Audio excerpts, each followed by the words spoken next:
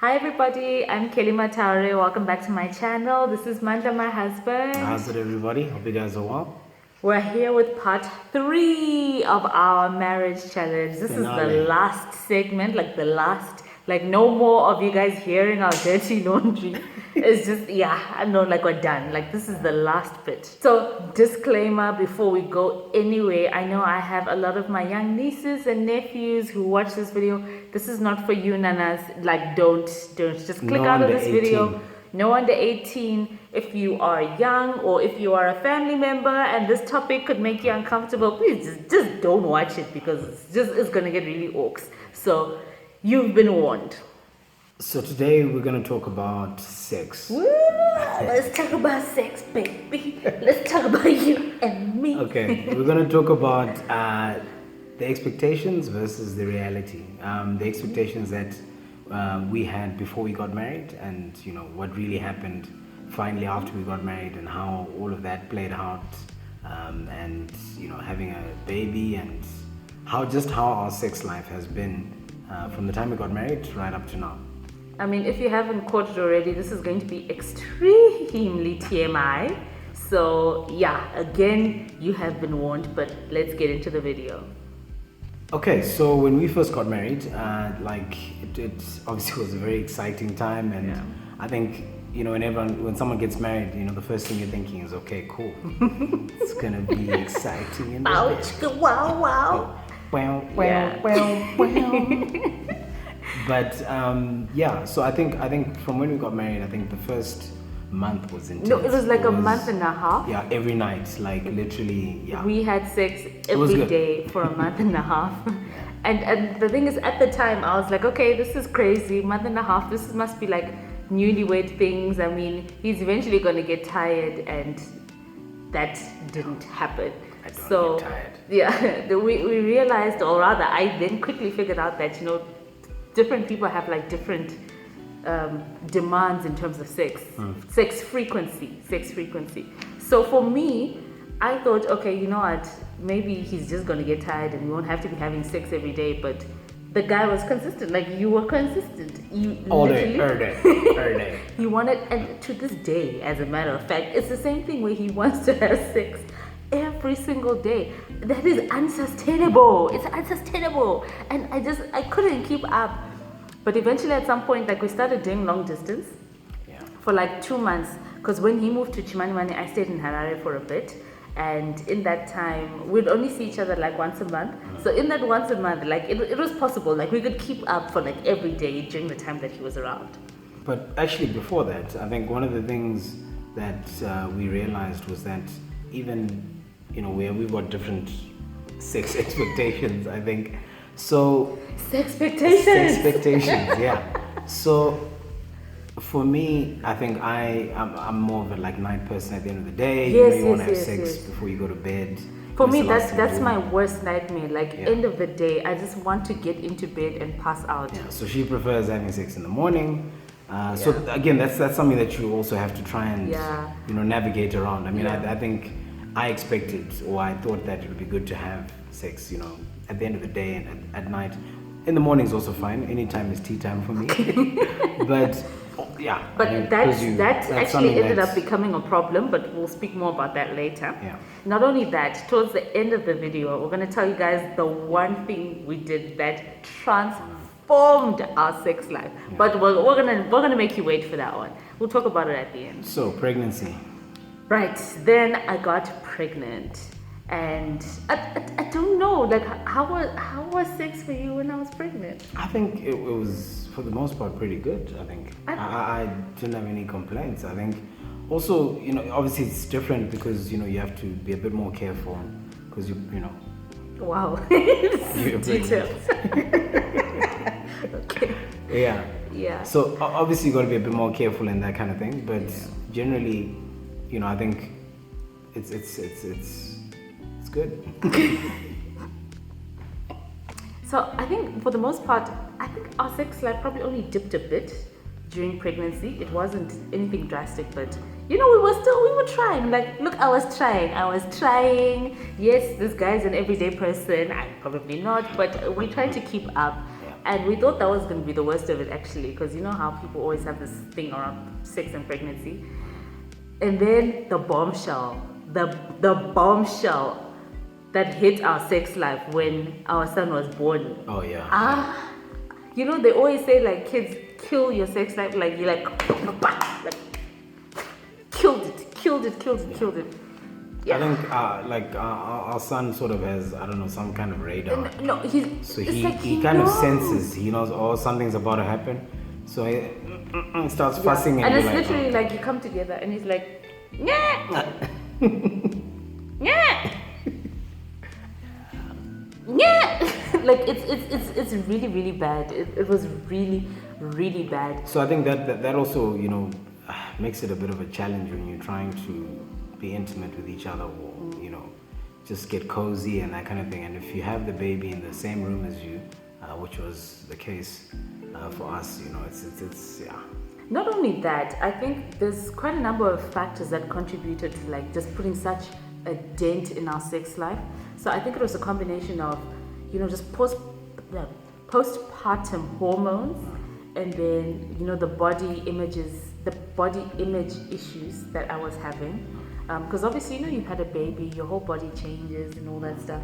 And then, of course, breastfeeding. That was like disaster for our sex life, because we'd get into bed, I'd breastfeed the baby, and then he's like, I'm like, no, I've had a human attached to my body for like the last, I don't know. And if you've never breastfed before, you know, there's this term that we like to use as moms called touched out, where you've had someone physically attached to you for the bulk of the day, like, you know, whether you're breastfeeding, whether you're carrying your child, whether you're doing whatever. So I would get touched out, where by the end of the day I'm like, just do not touch me. I can't. I've been touched all day. Just God, no. Like it was such a yuck feeling. Yeah. And obviously that put like a huge wedge between us as well, because now we were now growing kind of distant. And also, you know, you're dealing with the sleep deprivation, you are exhausted, and you were working as well, full time, while juggling all of that. It was such a disaster. So during that time, I think it was a bit of a challenge for me, a bit difficult. I mean, not, you know, being able to get close to my wife and, you know, just have our cozy time together. And it's difficult, put it that way. I think, you know, but it's something you kind of get used to. You kind of try and steal some moments when you can. You know, if the baby falls asleep during the day, it's like, okay, cool, you know. But it's something you just have to kind of work through. You know, wait until the baby gets a bit older. But yeah. Yeah, but I think it was frustrating though. Yeah, I mean, it was frustrating. And the thing is, because for me, again, as a mom, you feel like you're giving all the time. So to this child, you're giving all day. And then at the end of the day, someone's like, yeah, so I think it just, yeah. At the same time, you know, you don't want to be that person who's like, okay, we'll do it just because, you know, just take kind of thing. Yeah, no. so you got to want to. So you want to be actively engaged in it. But also sometimes if you wait for the right time or wait to be in the mood, it just never happened. So it took a lot of effort, I think, also on my part to be able to just like get myself in the right headspace. But it did teach us one very important lesson: the difference between sex and intimacy. So after a while, we realized that, okay, clearly the sex life is dwindling. Things aren't okay. We started to bicker a lot more. We had a bit more distance between us. And also because I felt like I wasn't being made to feel sexy. So, you know, people have different love languages and that kind of thing, but for me, like I wanted the non-sexual affection. You know, the hand holding, the kisses on the cheeks, you know, those romantic things. Cuddling, but I think also you were so exhausted, like that was like the last thing on your mind. So for him, whenever I'd want like that kind of affection, like a touch is a move, he'd be like, oh, okay, you want sex? I'm like, no, not that, no. But that's why you got to know your partner's love languages. I mean, that's another topic in itself. But I think if you know, once you know that, once you understand the difference between intimacy and sex, then it will really help your relationship. And I think that the one thing that I didn't expect about sex in marriage is how much better it is. And because of course it's not so much about the sex, it's not about the quantity, it's more about the quality. That's right. You know, that's right, yeah. so the intensity and the intimacy And the passion. was so much greater and so much deeper than I could have ever imagined. So one of the things that we realized on this journey was that you need to review each other or review each other's performance, so to speak. It might seem a bit funny, but it's good to express to each other how you feel, how you want to be loved, how you want to be touched, and so on and so forth. I think it's you need to be able to do that and be as candid as possible, because there's nothing worse than thinking that you're doing the right thing when the other person isn't enjoying it at all. That has a really big impact on your sex life. So it's really important to make sure you communicate and be honest. Be candid, be as blunt as possible. But with kindness and love. Don't be like, that was rubbish. No, like, I always like to say, use the sandwich method. So it's like, look, babe, that was really good. Next time, I think it would be good if we tried this.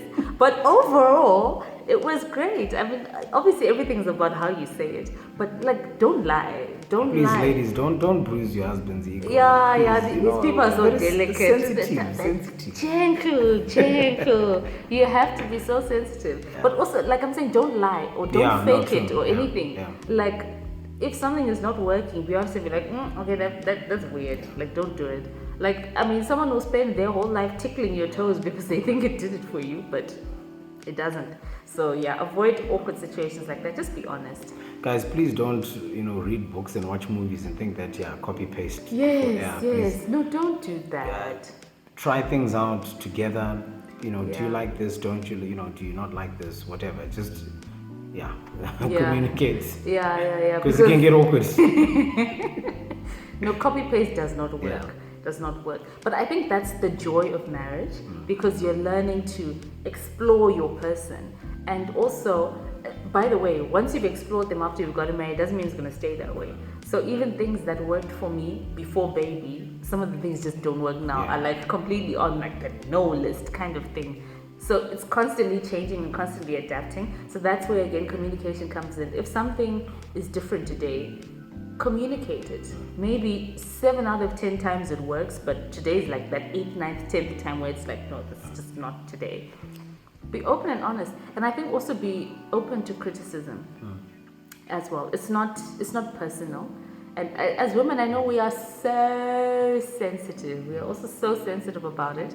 But just be open to criticism. If someone says, oh, okay, look, that did not work, like, or I don't think you're making an effort. It's not a nice thing to hear, but if it's the truth, I'd rather you tell me the truth than you just keep it'll quiet make your and sex life a lot better. It'll make it a lot better.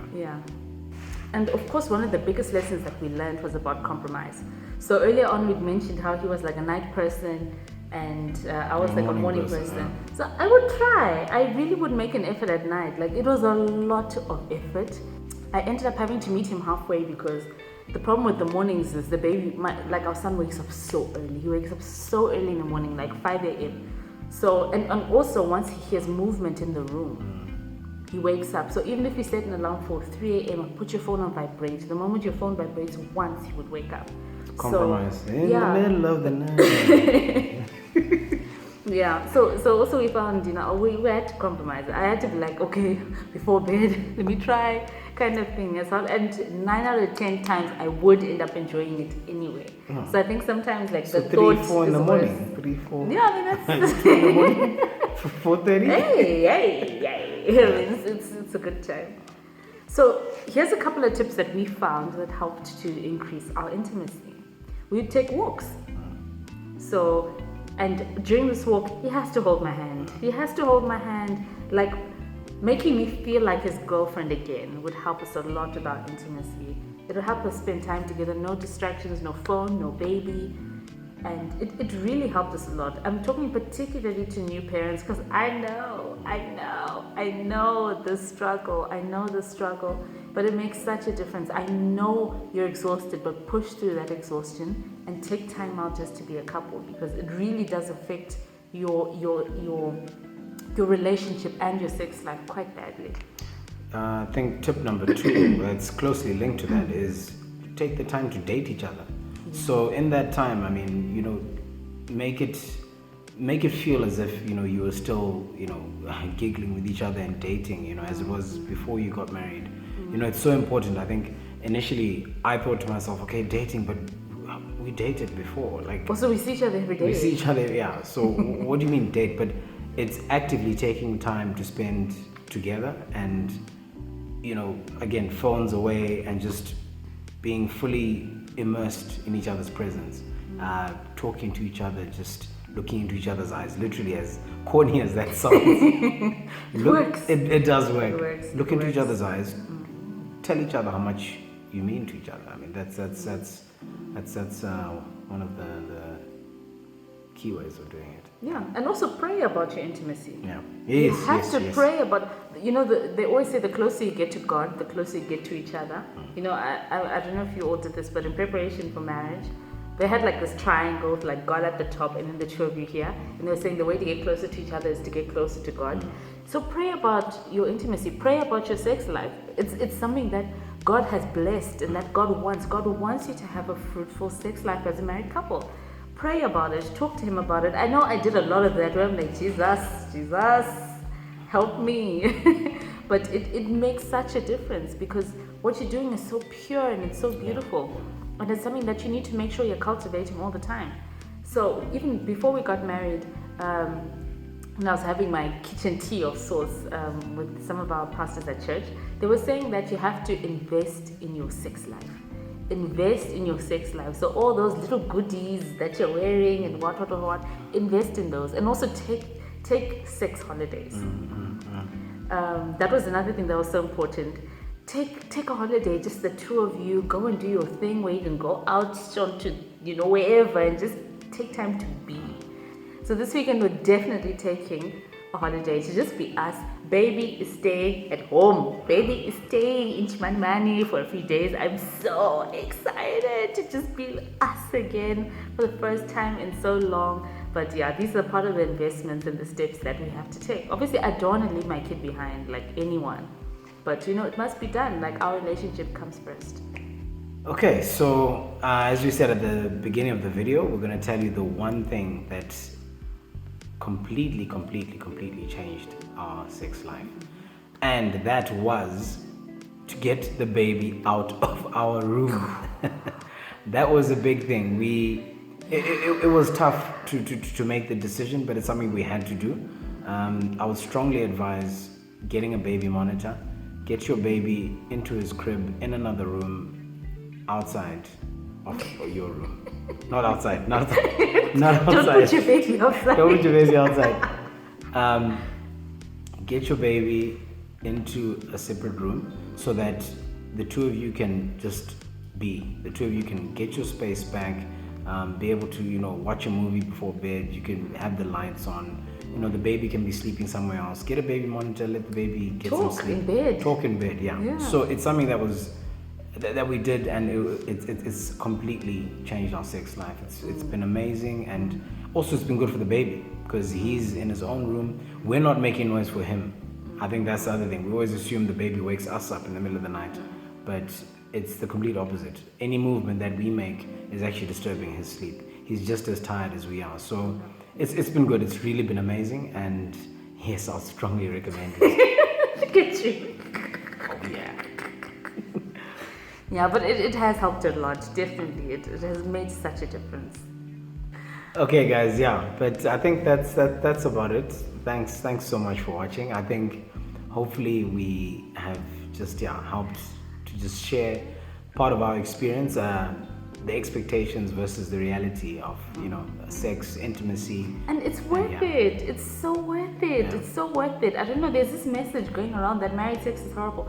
Married sex is amazing. It's amazing. And it's worth the wait. It's definitely worth the wait. If you're considering dabbling before you should be dabbling, don't do it. It's absolutely worth the wait. Stay away from entanglements. Yeah. Yeah. Definitely. That's all we have for you today, guys. We've concluded our marriage series. I'll link the other 2 parts down below if you haven't watched them. But thank you so much for being on this journey with us. This has been Chunks and Kelly After Dark. Yeah. We hope you guys have a wonderful time. Enjoy, people. Enjoy your marriages. You're supposed to. Like, it's your mandate to make sure. Let us know if there's any other topics that you guys want us to talk about. Anything that you think, is worth sharing. Post it in the comments below, and we'll give it a go. We're not experts yet, but we'll definitely just share some of our experiences with you guys, as we've always been doing. And if there are specific areas, let us know, and we'll see if we can chat about them, and take it from there. Thank you so much for watching, everybody. Bye. Bye-bye.